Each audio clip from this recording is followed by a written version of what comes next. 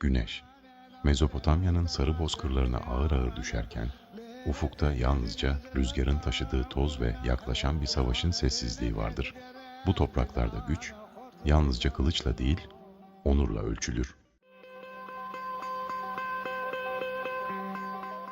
Osmanlı'nın güney vilayetlerinde, Arap ve Türk kuvvetleriyle kurulan ittifak dengeleri değiştirmişti. Bu haber, sertliğiyle nam salmış bir komutanın çadırına ulaştı. Zor Temur Paşa.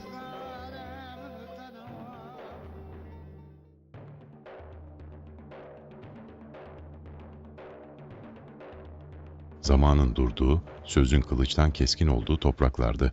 Viranşehir Ovası'na kara bir bulut gibi çökmüştü düşman ordusu. Milli aşiretinin yiğitleri suskundu o gece. Paşanın divanında dolaşan şu bakır tepsi, kahve değil, ölüm ikram ediyordu. Kahveyi içen, ödülü eddül olan bir savaşa gidecekti. Kimse cesaret edemedi o ateşten gömleği giymeye.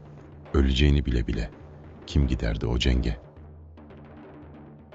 Ta ki Ezidi genci Devreşehevdi ayağa kalkana kadar o tepsiyi değil, Edüle'nin aşkını alıyordu eline. O paşaya değil, yüreğindeki yeminine boyun eğmişti.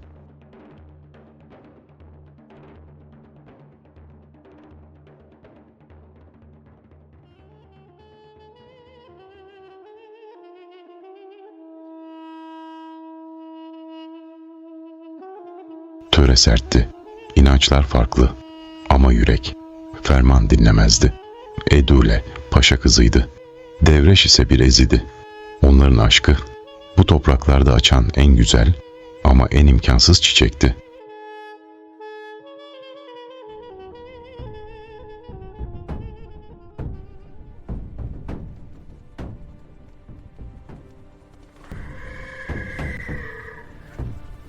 Sabahın kızıldığında 12 yiğit, karşılarında binlerce kişilik ölüm ordusu. Devreş, atı Hedvan'ın sırtında bir şahin gibi süzüldü ovaya.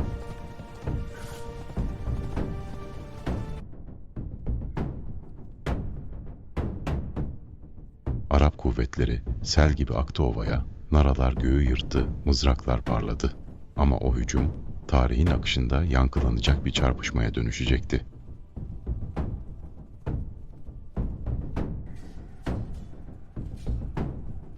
Devreş ve atlıları düşman saflarına bir fırtına gibi çarptı. O an kaderin terazisi bu ovada kurulmuştu. Çelikten yükselen her ses yaklaşan sonun habercisiydi. Çünkü ölüm ve cesaret Devreş'in öncülüğünde birleşmişti.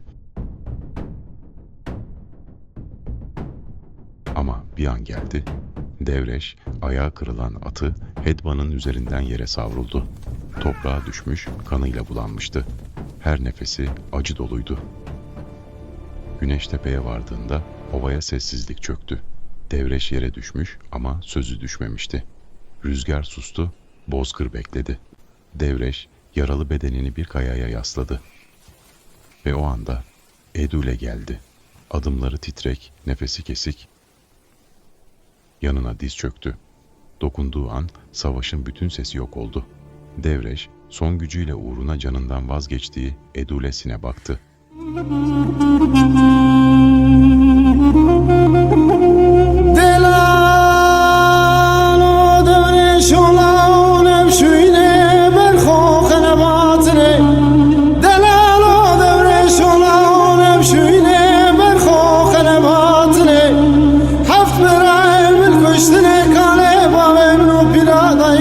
سر تراش و الشوشتنی